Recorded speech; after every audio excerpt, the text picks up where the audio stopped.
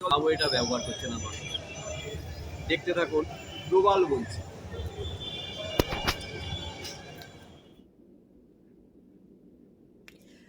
মধ্যমগ্রাম শহর ব্যস্ততম একটি শহর।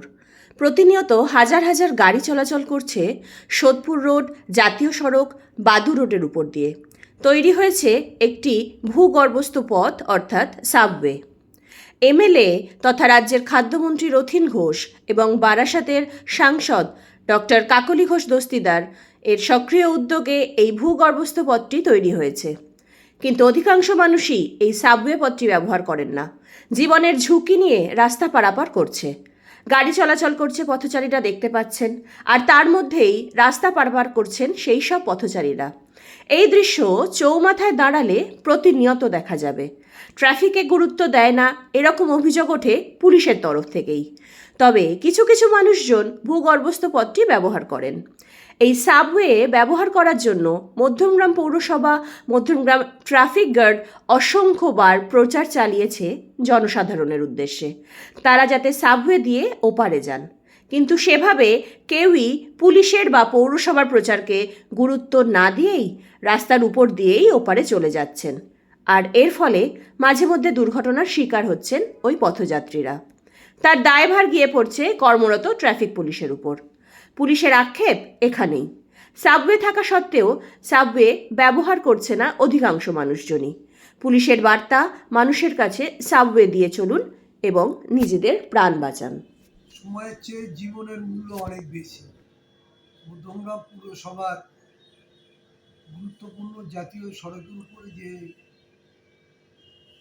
আন্ডারপাসটা নির্মাণ হয়েছে, এই নির্মাণ মানুষের চলাচলের জন্য।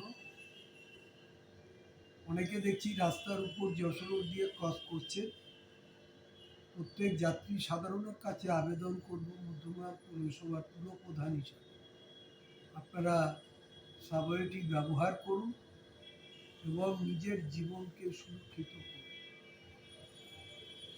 যারা বয়স্ক মানুষ, তাদের আগামী দিনের আমরা চিন্তা ভাবনা করছি যাতে সাবওয়ে দিয়ে তাদের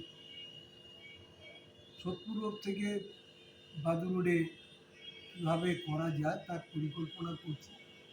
বহু স্বপ্নের এই সাবওয়ে, যার অসীম প্রচেষ্টা মাননীয় সাংসদ ডক্টর কাকলি ঘোষ দস্তিদার, তৎকালীন বিধায়ক, বর্তমান রাজ্যের মন্ত্রী খাদ্য সরবরাহ দপ্তরে রথীন ঘোষ এবং রাজ্য সরকারের ঐকান্তিক প্রচেষ্টায় এই সাবওয়েটি নির্মাণ হয়েছে।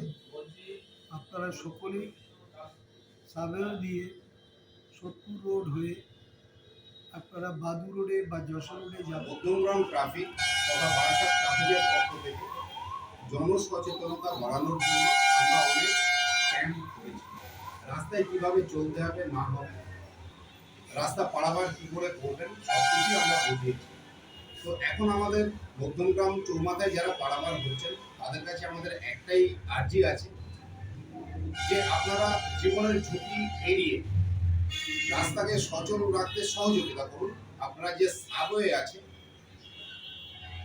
মাননীয় মন্ত্রী রথীন ঘোষ এবং কাকলি ঘোষ দস্তিদার এমপি ম্যাডামের যে স্বপ্নের পথ, যে সাবওয়ে, এইটাকে আপনারা ব্যবহার করুন, নিজে এবং পরিবারকে রক্ষা করুন, যান চলাচল সচল রাখতে ট্রাফিকের সহযোগিতা করুন।